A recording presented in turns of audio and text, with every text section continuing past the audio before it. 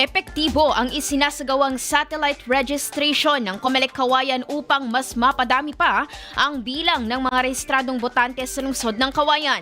Sa panayam ng IFM News Team kay Attorney Joanna Vallejo, Election Officer ng Comelec Cauayan, sinabi nito na sa pinakabagong datos ng kanilang opisina, nasa 91,575 ang bilang ng mga registered voters sa lungsod.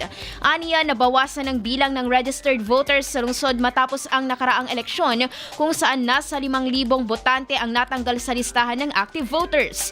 Gayunpaman, simula ng kanilang ilunsad ang satellite registration sa mga paaralan at sa barangay, nakapagtala na sila ng 2,171 new registered and reactivated voters sa lungsod. Ayon kay Attorney Vallejo, malaking tulong ang paglapit ng kanilang serbisyo sa mamamayan dahil mas napapadali ang proseso ng pagrehistro ng mga residente, lalo na ang mga hirap at walang kakayahang magtungo sa kanilang opisina. Yung sa registration, maganda kasi nga napapalapit kami sa kanila. So, 2,171 ang applications na aming nakuha mula Enero hanggang itong buwan na to. Yes, effective kasi nga syempre yung oras nila, wala silang oras na pumunta dito, umakyat dito sa aming building. So, ang ginagawa namin mas convenient na kami ang pupunta sa kanila para magbigay kami ng libreng serbisyo para sa kanilang voter registration. Kasi nga, walang babayaran kapag voter registration. Pati yung form, walang babayaran. Ngayon, dahil nga natanggal yung 5,586 na voters, so naging 91,575. So, yun ang data ngayon, aakyat pa yon hanggang May 18 kasi ang voter registration nitong taon.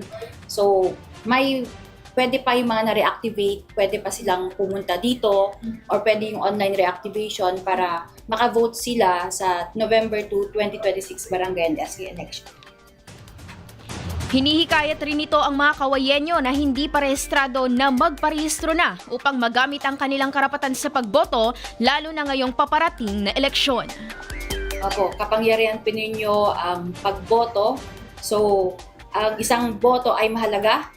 And ang voter registration po hanggang May 18, 2026. Open po kami pati holidays, pati Saturdays, except yung sa Holy Week. So, punta po kayo dito, walang kayong babayaran.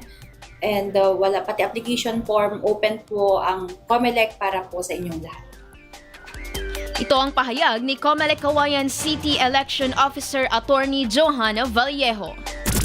IFM News.